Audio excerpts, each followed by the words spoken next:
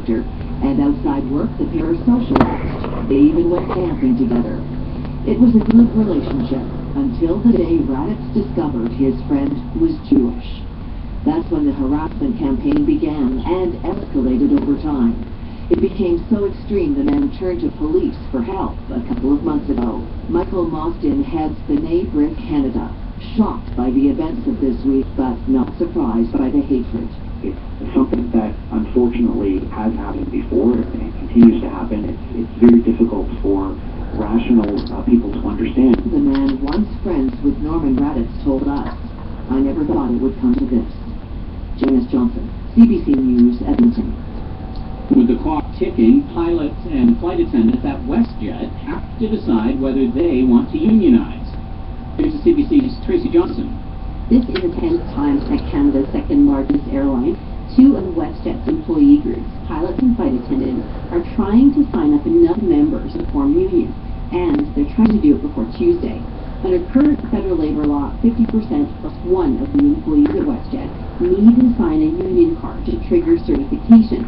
As of June 16th, they will also have to vote in a secret ballot before they can do that.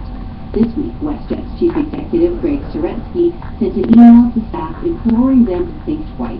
In the note, he said employees of WestJet have created one of the most successful airlines in the world, and the company now stands at a crossroads, and that union representation would significantly impact the nature of their employment.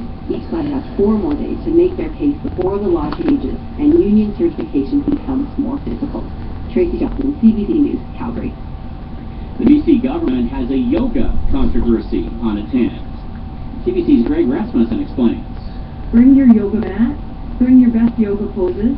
It started with yoga-loving Premier Christy Clark's announcement to temporarily close one of Vancouver's busiest downtown bridges later this month for the UN's International Day of Yoga. A very Vancouver idea that seemed like a smart proposal. That's so stupid. Then the critics stood the idea on its head, questioning the $150,000 cost to taxpayers and the lack of support from Vancouver's city government. Deep in the deep blue sea. Children's singer Raffi took to Twitter to attack the Bridge Deck Yoga Fest, but then, all warrior pose, Clark fired back, posting her own tweet referring to all the yoga haters. If we shut down the bridge for a ball hockey tournament or for a marathon, would some of those people still be complaining? With so many twisted up in knots, it seems like it's now time for everyone involved to just breathe deeply and reflect. Namaste. Greg Rasmussen, CBC News, Vancouver.